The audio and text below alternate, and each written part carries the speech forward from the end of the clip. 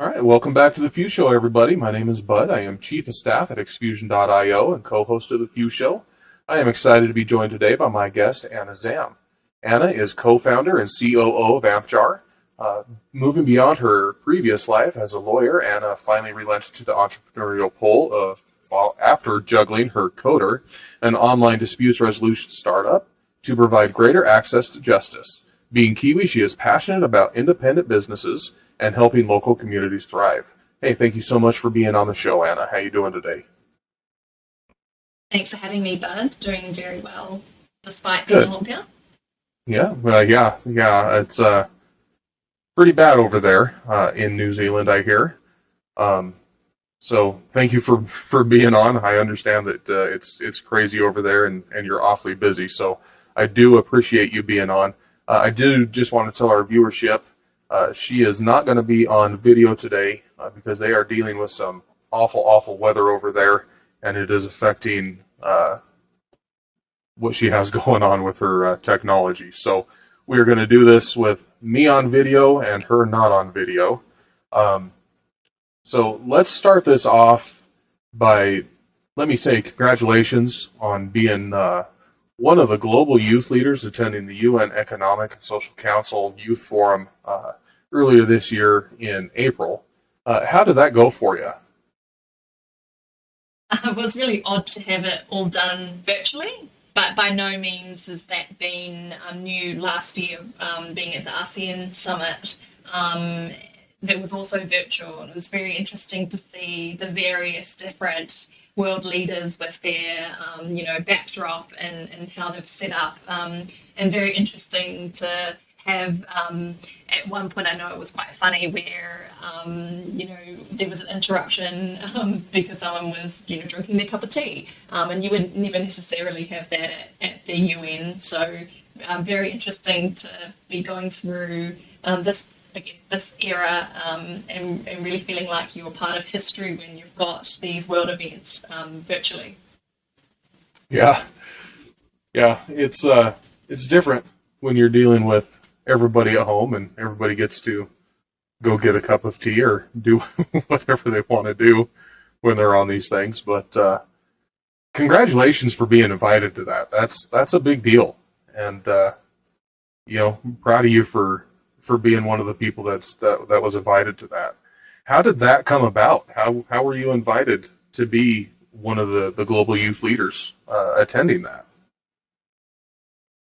Yeah, that I always get asked this question. I think it comes from being quite involved at a young age in various youth sort of policies, or so probably started quite young. I was 16 when I first presented a youth paper under UN CROC. So every country that's convention of this, the UN CROC sort of has to report on child poverty rates and things like that, and I was involved at that at 16 and presented at the Parliament, and it sort of all went from there. I was able to, back in 2018, be sort of Oceania's youth representative at the Asia Europe Summit. So this is where 51 heads of state, including the US, New Zealand, around the world, will meet in Brussels at the EU and discuss relevant topics there. I was able to be involved in that, and then from there was involved in the Council of Europe's World Forum Democracy, again at the EU, but this time in Strasbourg. And so I think in all of these sort of interesting, multilateral and dialogues on the global stage, I've always been really interested from a youth perspective on how, as young people, we can be involved and have a say. That's very cool. You've been engaged, community engaged. You've been involved in community engagement, I should say, for quite a long time, and that's something that's very special and close to your heart. I would say from looking into you, and we'll get into that later in this talk. But I think that's very cool, and congratulations for that. We'll come back to that in a little while in this talk. But let's go ahead and get into Ampjar. Go ahead and tell us what Ampjar is and and what you're doing over there, and how did all that come about? For sure. I think it's a really good segue, Bud, that you mentioned about community. So Ampjar is a community of small businesses. And when I mean small businesses, I mean, they're not the big corporates, but these are your local businesses, your independent brands, your innovative startups that are looking at growing without having to pay for Google or Facebook ads. And so there's that real value hook to be part of the community, is to share and cross-promote and cross-pollinate consumer reach. But it's all about the community. So, we have really authentic, really genuine businesses. They're the ones that have that personal connection to their users, whether that's like actually knowing their users personally and very well, or they're in their local community, and they're well known. And I think that it all kind of ties in together a little bit. So you mentioned CODR, Bud, earlier on, and that was a startup based on wanting to use technology to make it easier for people to access justice. And I think now, tying it to Ampjar, I've always been really interested in how social enterprises work and how you can use technology and innovate, and it can have a real positive impact on the communities that we live in. So, back in 2018, I remember pitching in front of our High Court all these justices, looking at me oddly, but using video conferencing software and various bots and tools to enable it to be more efficient, more cost-effective to provide legal services. And this was something that was definitely topical at the World Forum for Democracy, in the sense that we talked about deep fakes, we talked about fake news and the impact on I guess fragile communities. And I think that Ampjar is another. It's interesting how I'm looking at how businesses can tackle these big problems, because we have erosion of trust in terms of our products and what we buy now. But if your local producer, whether it's a market gardener, you get your local produce, organic produce, or if it's someone who actually physically makes those clothes, I think what we're seeing now is a trend towards really wanting to trust and know the business owners and know that the products that they're making are, sustainable, or they are made from Indigenous founder. And we have all those tags on our platform to show. We're very socially driven in terms of wanting to support those businesses that are getting off the ground, the ones that are, are really the lifeblood of the economy, in Australia, New Zealand, US, and Canada. Nice. So, looking at your website here, which is a very nice looking website, by the way, you say you can get on there, get help from people, your customers, other businesses, without having to pay like Google, Facebook, without having to pay the ads. What it looks like to me is you can get on there, you can shout out other companies, they can shout you out, and then your customers can see, I guess, probably a good way to put it is the cross-pollination of the different companies that are on there, and then it just brings light to the different companies that are on there with the clients that are on your website.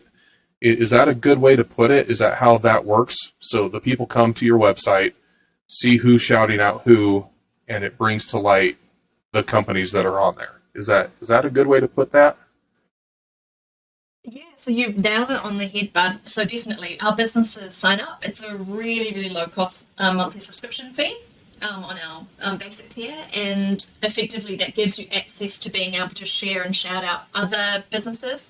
And sitting behind those businesses are obviously, or their socials are obviously consumers that are complementary to your business. And so you're cross-pollinating consumer reach. And so we're obviously innovating a new form of the advertising model based on paying for Google, Facebook ads. This doesn't require you to do that, and for the cost of what it is, you're also getting, much more similar to that organic reach conversion, sure, because of the fact that the businesses that like one business or follow one business on their socials is very much going to be aligned to yours if you select the right one, and that's complementary.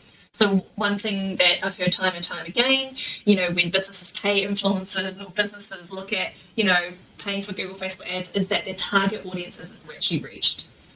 Whereas ours is hyper, focusing on your target audience. You're actually going target audience first, depending on what you share. And obviously full creative control is with our businesses. We don't do any of the sharing for them.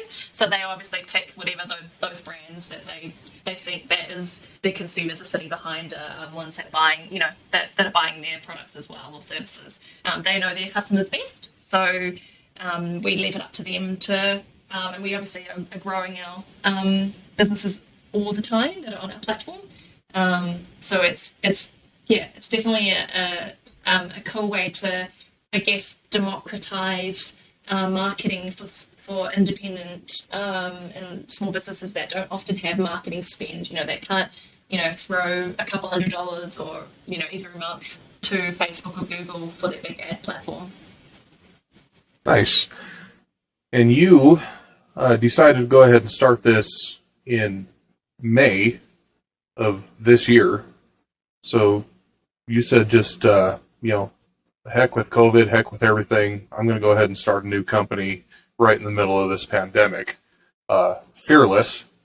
How is that going for you? Yeah, it's actually a really interesting story behind it, Bud. So my co-founder Pete actually started this business still high to COVID, but a bit earlier. And so got this off sort of end of 2019. Okay. And by that time, it sort of started 2020 when we went to COVID, which is crazy now that we're heading in a couple months' time to the anniversary of 2 years. And it just seems like it's all merged there and flown past. But I think out of crisis, there's always opportunity. And one thing that I think we've realized is that businesses are actually really resilient. Small businesses are. They're always looking at, they're able to be agile. They can look at other ways in which they can, grow without being hamstrung by, bigger corporates and I guess playing by their own rules. The other thing that's also helped us in our growth is, as you know, during COVID, a lot of corporate employees did exactly what you said. So they were like, heck, I am not getting enjoyment from my job. I'm going to start my own company or start my own business. And those, are really great entrepreneurship journeys because I think you get this incredible talent behind them and they're very professionally done. We're not necessarily talking about your local market candle maker, there's a real talent behind some of these businesses because they've got these corporate backgrounds where they know how to get a business off the ground very quickly. And we're riding that passion economy wave effectively.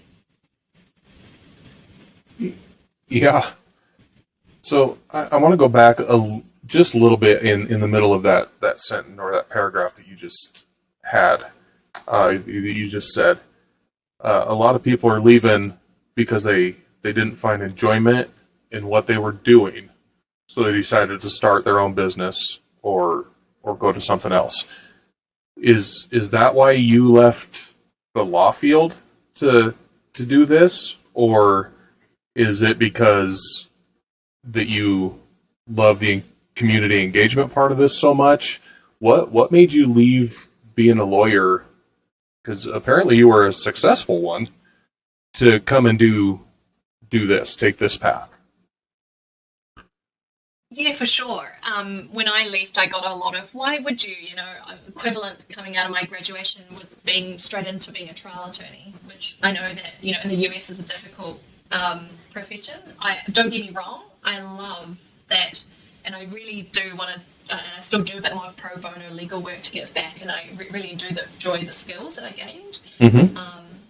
But I think running through my career from a young age was always this ability to look at something and go, hey, that's not working, or we can improve. And so, throughout university, I did a series of, a CEO internship. I worked for Microsoft during one summer, even though it was a role for IT graduates. I went to, did a VC and investment analyst and pitched and won a hackathon competition. Although I have to say I was more motivated by the big check at the end than actually considering it as a career. And I just looked back and realised I had this entrepreneurial mindset. I never studied business, and I haven't ever formally studied business at all. But what I really love is challenges and problem solving, which I really got from the legal field. What I felt, though, that the legal field wasn't giving me, or the industry, was that it was very risk averse. It wasn't, it's been doing things the same way as it's been doing for hundreds of years. And it really just showed me, having, operated CODR, that there was a lot more change, and the pace of change in terms of what I wanted to see was much quicker. I guess I could say I'm pretty impatient. So I just felt that I could affect a lot more, I guess, positive change in my community through the vehicle of startups and innovation and entrepreneurship, rather than through the legal industry that I thought, I guess, as a young person, I was set up to do. But I do think that there is a lot of amazing skills and experience that I gained in my short time that I wouldn't regret having had that experience and background. Yeah, I'm sure that you learned all kinds of great stuff that's helping you in this journey, for sure. But I think you hit the nail on the head that a lot of entrepreneurs come across, and that's you found something, or you saw something that needed to be fixed, and you just felt like you had to fix it, and I think that's just common to a lot of entrepreneurs, right? Like, they see a problem and they have to fix it, and there's just something in entrepreneurs in general that are like, we have to fix this, and you know what? I'm probably the best person to fix this, so let's figure this out. Yeah, for sure. I mean, whenever someone goes, oh, there's a problem, but they don't do anything about it, I always, always used to have teachers say, well, you're the only one that can control what you do, and if you're not going to fix something, no one else is going to. But, I do think that there is that problem-solving mindset that you get, being a lawyer, but it's just that I found the remit of where I could problem solve was capped. It was very much, you were a technician, you came in and you solved a very technical legal problem, and that was all. But I wanted to start telling businesses about strategy and about what they were, doing on the digitalization side. And I realized that was actually beyond my, my scope as what I was contracted or what I was brought in to do. And so I think when I eventually found the leap and to going into startups full time, I did that transition quite seamlessly. I went from, the litigation side to more commercial, working with startups, and then realizing, and I think it was at one point, a founder sat across the table from me and said, don't you miss being, in startups? And I had always been kind of, being rejecting the sort of job offers as I was doing this work, and then kind of going, yeah, I do miss being on the other side. And certainly I think that was during COVID, where I thought, actually, now's the best time than any. And the great thing is, you never lose, you can always go back. But I think I now see entrepreneurship as a craft in itself. And it's a skill set in itself that it's hard to get from business school. It's you're in the trenches and you're learning, and you take all these refinements, and it's I find it really interesting now thinking about how can you teach entrepreneurship, and I certainly think that there's theories and whatnot, but it doesn't beat the actual just you're in the grind and you're doing it. Yeah, so being in the grind of doing it, and then, like you said, there was another entrepreneur there that said, don't you miss this? And that's the other best way to learn is talking to other entrepreneurs who have been there and done it. Just learning from them as well. That's what I'm learning from doing these shows. Is other entrepreneurs are the best medicine for what ails you and your business, for sure. So, And there's a long history there, isn't there, Bud? I mean, yeah. you know, when you're young and you're not necessarily that inclined. I remember being at the ASEAN summit last year and meeting with Servant Surf, who was speaking to us, and thinking, God, this man invented the internet in the 80s. I mean, that was a big eye opener for a lot of us who, being on the very young side of the millennium, have just taken something like the internet for granted, being digital natives. Yeah. So let's kind of stay on those lines and say there's a big long line, but there's good entrepreneurs are good leaders, right? They don't have to necessarily be the smartest person in their company. They don't have to be the smartest person in what they do, but they do have to be good leaders. So what in your mind makes a good leader, and how do you define that? Yeah, I think there's three main things that makes a good leader in my experience, or from what I've observed. The first is this equanimity, kind of the aspect of being very calm in high pressure situations, but also being very self-reflexive. And I remain reflexive in the sort of academic sense, and the ability to be able to taper your emotions, but also not deflect any of your emotions onto your team. Things are always up and down, often down when you're an entrepreneur. Right? You're in the boxing ring all the time. You're getting no's, or you're getting, you're trying to, you're doing that hustle, and that's hard. And so you always have to be able to pick yourself up and pick your team up as well. And I think that's something to do with your, I guess, really honing in that emotional intelligence, and being able to make sure that you're able to adapt and be sort of emotionally agile in situations, for lack of a better word. And I think where you see entrepreneurs, and we've seen this in the news too, those that aren't able to do that, I think lack a lot of credibility and accountability. The second, I think, is integrity. And I say that because I think the difference in my mind from good and great entrepreneurs are those that actually follow through and have their core values and know what their values are and won't sell out those values. I think that this is something that is felt by your staff or your team. And I know that you never have full control. Everyone always has to feel like they have to give headway to something if they. But I do think that integrity is important, where it's fundamentally, goes to, why you're doing what you're doing. And I think that can be felt in the small things that you do. So it's not just the following up when you said you will, or, it's across everything. And I do think that those who have integrity are more likely to be the best leaders. The third is ethics. And I say that because I think ethical leadership is a hard one. I think it's, often when you have the most decision-making power, you're also at that most vulnerable to unethical behavior. And I think that as leaders, you've got to recognize that it's, if you have the ability to do so, you've got to be, it's like that age-old saying where they say, you don't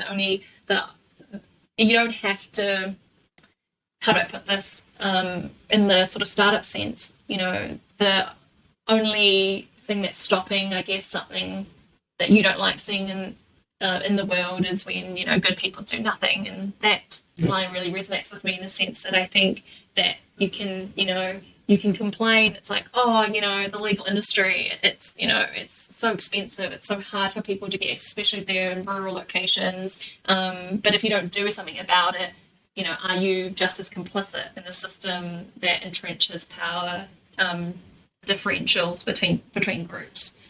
So I think I've always had this bent that, I'm very lucky to have the opportunities that I do, to be, championing a certain position, and I would never want to feel as though my ethics are compromised, especially when it comes to, what my sort of values are. And I would hope that that's always been why I feel that that young people should be at the seat. More young people should be on boards. More young people should be in parliament. More young people should be, startup founders, because we've probably seen and felt very disenfranchised by what we've grown up with, climate change and the like, and all these sort of issues. And I think that it's saying that, we're not necessarily going to just accept that that's the way we want, the world to be. And I think that's where you have sort of longer term movements and changes. Yeah. So the way you just described leaders is exactly, you described my two CEOs. You nailed them on the head. I think that's awesome and hilarious at the same time. And what you described as yourself trying to be is what I find when I looked you up getting ready for this show. So kudos to you for being exactly what you aspire to be. And I say that saying you are trying to be a champion for youth. You're trying to be a champion for women. You're trying to be a champion for people that are underprivileged in the justice system. You're a champion for people, and I applaud you for that. But no, I'd love to meet your colleagues. They sound like incredible people. So They are. So yeah.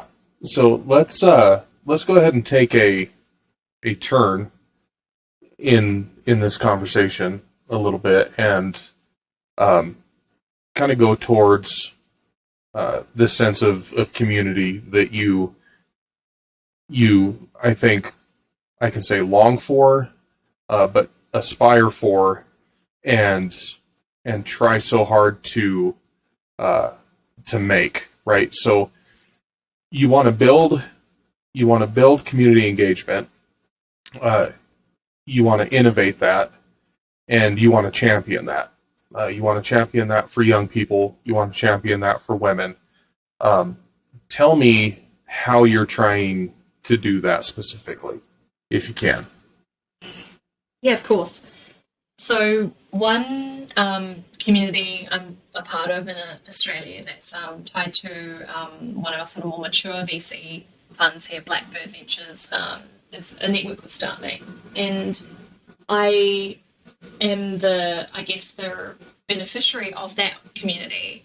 But while I understand that, all communities, need to be sufficient, there's a big team behind organising communities, and there's, you have to fund that somehow. I felt that a lot of those conversations were ones we should be having in a, wider discourse, and shouldn't be, behind being a part of, a more sort of, I would say, elite community. You go through 10 rounds of interviews, and, your CV is meticulously combed through to get in. And I felt as though those conversations would benefit a lot of people if they were out and open. And so my friend and I that met through this, who share the same values, we started up a podcast called Face of Tech. And this was exactly to, similar to the Few Show, we wanted to interview, other female or diverse sort of demographic founders or those in the tech ecosystem, whether it's the VC side or whether it's on the community side, they or the policy side even, we wanted to talk about this problem, that the lack of diversity that we will experience in the tech sector, whether it's on the actual technical development side or whether it's on the sort of C-suite sort of leadership side. We think we still have this an entrepreneurial founder is a young guy in a hoodie. Does that image, is that image outdated? We wanted to also hone in on Australia and New Zealand. There's not a whole lot of literature as there is in the US and Canada. So we really wanted to help to bolster that, I guess, our countries and sort of trying to inspire other women like myself and Beatty, who comes from a sort of ex-chartered accountant background, that you can leave the corporate world into startups and you actually have some incredible skills to bring to the table. So, we think that there's a gap there, and it's doing very well. And also there's a whole lot of stereotypes that come with, I guess, the territory that we also want to change in that process too. So, no real topic is out of bounds on our podcast that we like to talk about, and we think that's important. Yeah. I listened to the first in the series when I was getting ready for this, and it's a fun show. It's a fast-paced show, and that first one is a little bit spicy. So it was fun. It was fun to listen to. Yeah, we wanted to set the tone. So yeah, for sure you did. For sure you did. So if you're listening to this and you want to know what we're talking about, go to it. Face of Tech with Anna, Zam, Beatty laughing. Did I say that right? Laughing? Yeah. LaFon. Yeah. LaFon. Yeah. So go listen to it if you want to hear a fun, little bit spicy conversation. And then keep listening. It's good. But yeah, no, that's that's great. Now I kind of got off topic there. We need to get back on topic. No, I mean we think that you can have fun and be serious at the same time. Yeah, absolutely, you can. And we don't think we need to take ourselves too seriously. And while we are very serious about our startups, I think it's important that we realise the real value of being, Kiwi or Aussie, is that we're just very down to earth. Again, like I mentioned, that's exactly why we wanted to challenge these stereotypes. Often, you get these stereotypes of women in the boardroom or women in the corporate field or in the startup field. It's hard to hold, I guess, multiple and contradictory identities at the same time. And I think that. It's really important for us to, I guess, say, hey, look, if they're, the come up includes woman, and there doesn't have to be the same as we don't have to, I guess, mold ourselves to being the same as the sort of archetype of a male entrepreneur is. Yeah. So let's do another little plug for that as well. So if you're a female entrepreneur and you're in New Zealand or Australia specifically, and you want to be, highlighted or something on that show, like, look it up and get a hold of Anna or Beatty. Yeah, or if LaFon. or if you're an expat, you're an ex-Aussie or Kiwi that's in the US in the startup scene, we equally would count you. We'll take you as one of our own. So please hit me up, and we'll love to talk about that transition. There is a lot of that. Our markets are very small, so often our best and brightest, will head offshore to greener pastures in the US or Canada, and we think it's important to try and still keep that connection alive, because as we saw with COVID, we had a whole lot of returnees. So I think this, post-COVID is going to be this really interesting melting pot of, globalization of entrepreneurs who are doing, the the New Zealand, Aussie, US thing. Nice. So there was something in your bio that caught me here, and it said, being Kiwi, she is passionate about independent businesses and helping local communities thrive. So is that something that New Zealanders are passionate about, is just local communities? Is that partly why you're so passionate about community? Is that a Kiwi thing? Just being community centric? I don't know, but if it's just a Kiwi thing, I think I see this in Australia, I see this in Canada, in the US as well, where everyone is very proud of their local community, where they live, the businesses that prop that up.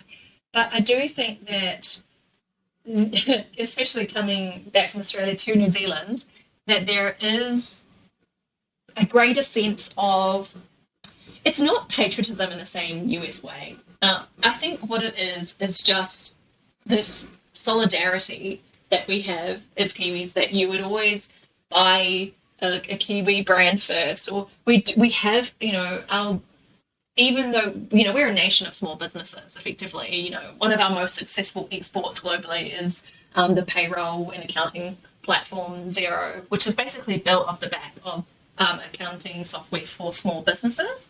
So I think one thing that does really well for us in New Zealand is, we're still very much a brick and mortar business, but that is changing with more and more sort of younger entrepreneurs, or those who are more digitally savvy, who are looking at, exporting globally, that need to rely on digital channels. And so I think that it's not necessarily a Kiwi thing, but it's very much something you sense here when you're on the ground here.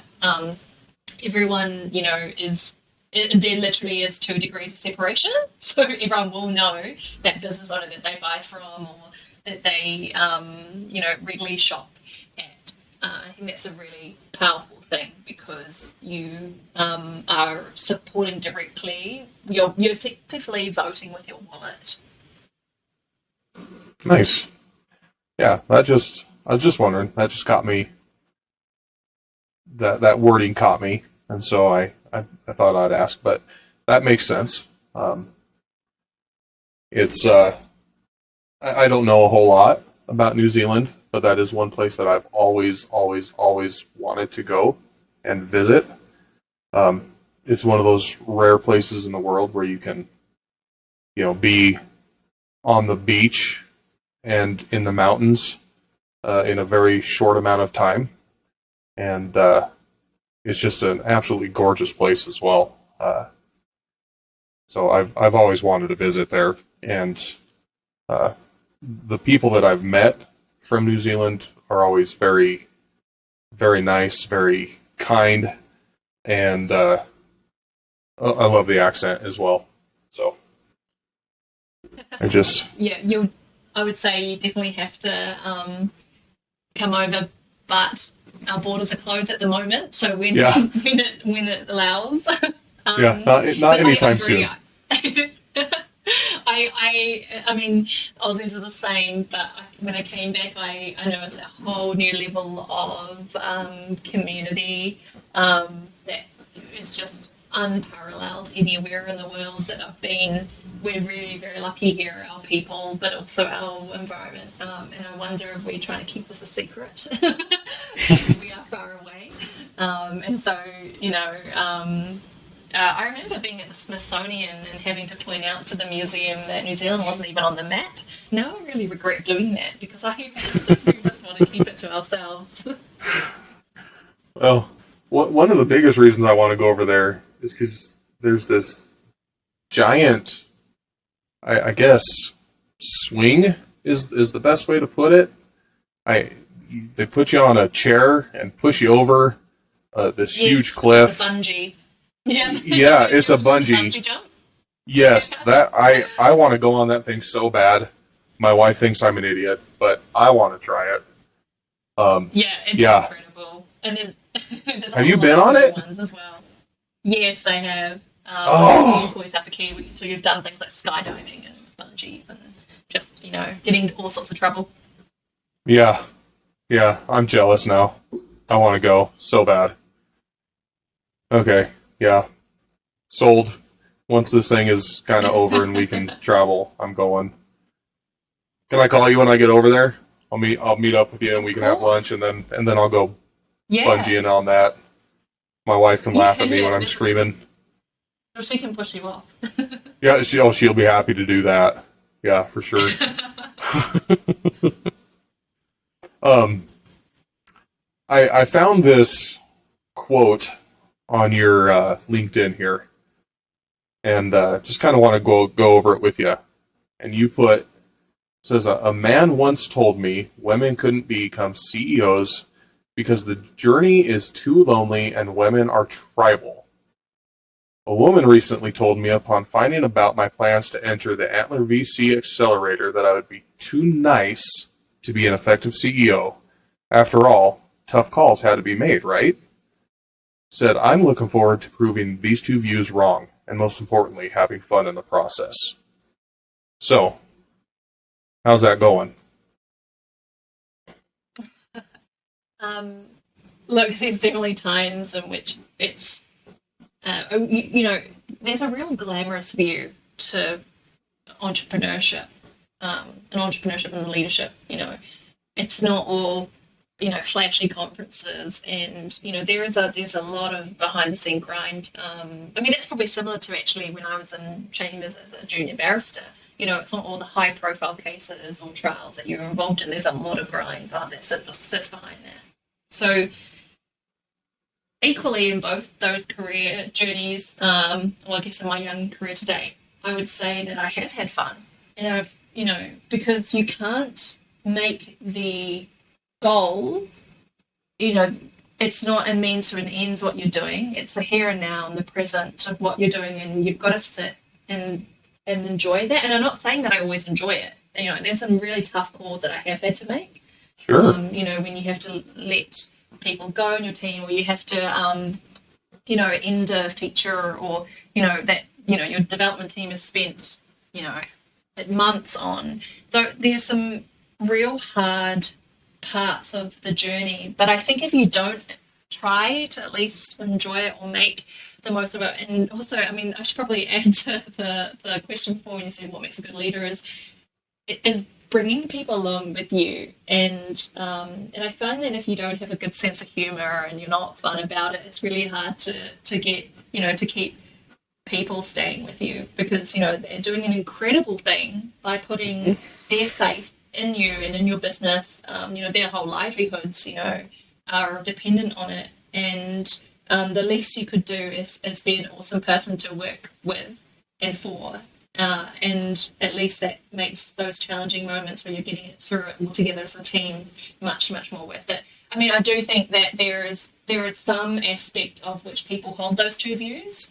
The first being that you can't, as a woman, sort of be at the helm, because it's lonely. And I think that to a certain extent, I don't think that's just a something that women, CEOs or women at the top face. I think that's probably true of just that particular position. And I think what that view really encapsulates is that women have to be the ones that are agreeable. And I definitely challenge that, because I don't think that there should be a gendered aspect to it. The second view being that women are too nice, so we're too agreeable.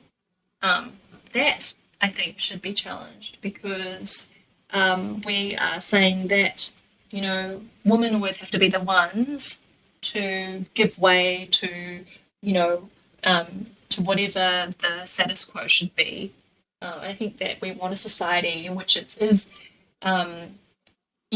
truly equal. Then we need to be challenging our views on that, which is why I think I can only do that by being a example or role model, and I can only do what I want to do. So if I can try and change that by like you mentioned, a fun podcast, but equally still achieving those outcomes and goals that we need to be doing in our startup, I think I count that as just one way in which I can challenge those those views. Yeah. So I no, think yeah, I disagree that you can't be nice and also serious and fun at the same right. time. Yeah, I agree with you. And I think you and my 15-year-old daughter would get along famously. Um, Well, you've got to bring her I to New Zealand too. well, I will. She'll She's the one love that would all of she's that the one that stuff. would go on the bungee with me for sure. Exactly. Um, And there's a yeah, tandem canyon swing as well that you could do as father and daughter, which would be awesome. nice. Yeah, that would rock. Um, but for sure, yeah, she's awesome. Well, all I think all my kids are awesome, but she is a spitfire for sure. Um, couple more things before we finish this thing out. Uh, what advice would you give to founders or soon to be founders that watch this?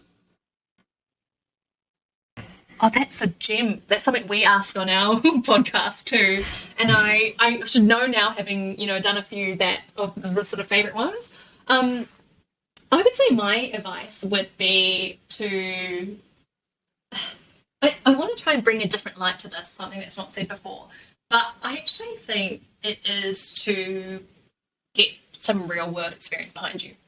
Mm-hmm. So I would That's a good say one. that I'm very lucky where I've had being able to be involved with insolvency litigation and whatnot. So I've actually seen what doesn't work for businesses. Those big decisions that end up, curtailing the whole venture or and I think that's really valuable. I do think that I've been lucky because I've sat in it, but I haven't been entrenched by it. So I've sat in it enough to kind of know what those red flags or sort of, be quite cognizant of issues that founders might face in their entrepreneurship journey. But I haven't been so far into my career that I've become unable to see a different view. So I think for those soon to be founders, it's actually not necessarily going, oh, I'm going to jump into it as soon as I graduate or drop out of uni. I mean, that's certainly if you have an idea and you're full throttle in, go for it, gold. But I actually do think for those who think that they might gain some incredible insights to even a few years. I mean, I'm 3 years out from graduating, so I can't say that I've necessarily spent a long time in any of the sort of career stints that I've had, but I also think that there is a really quick, learning curve that I felt that whenever I'm in a role, I feel like I hit that feeling of not learning very quickly, and I think that it's really important for soon-to-be founders to pick up as many different insights from as many different industries and skills as possible. And I think that can only help because as entrepreneurs, like you mentioned, Bud, you're looking at problems, and if you're looking at it from a multifaceted point of view, you're more able to find a really unique or novel way to approach a problem that's probably the problem that's very much a long-standing one. For actual founders, I guess I don't need to give any advice because they're already in it. So they're probably already in the trenches and know what I mean by self-care. So when I mentioned before, a good leader is one that can, can be, I guess, very self-sufficient. But also I think that's important to learn how to prevent burnout, how to set good boundaries, how to, I guess, have this work-life integration in which, you set times in which you are, it's a marathon made up of sprints, as they say, and Yeah, you've that's got good. to treat it like you've got to have coaches, you've got to have, well, you don't have to have, but I mean, you've got to look at what works for you and how can you be the best self. And I think treat it like as if you were a top performing athlete. You are taking care of yourself, you're working out, you're making sure that you're feeling that you're at the top of your game, whatever that means for you. And personally, that means, for me, having therapists, and I don't shy away from saying that, having, people that are, they're trained professionals to deal with those issues that I think we as founders all have. And like the stats show that founders often have the most mental strain. The biggest amount of fears or anxiety or depression, or those stats definitely stack up against founders. So I think it's really important for founders to recognize how important their own mental and physical health is, and to be addressing that, and actually not to feel guilty. I think that's something that I don't know if it's necessarily a gendered thing, but I think it's for women. It's you as you're socialized to care for other people and not necessarily for yourself. It's really important to counter that internal dialogue and not feel guilty about taking time out or treating yourself to whatever it is, as long as those treats are healthy habits. I think that's really good. Great answer. Last one before we go is, what is the best way for our viewers to get in touch with you? Yeah, so best way is to head on to maybe our Face of Tech podcast if you fit any of the description that we talked about. So that's just on our Instagram, Face of Tech. You'll find it on Spotify and Apple Podcasts as well.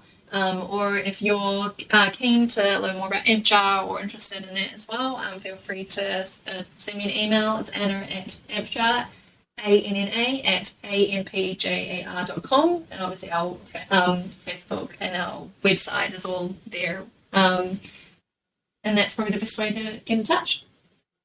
Cool.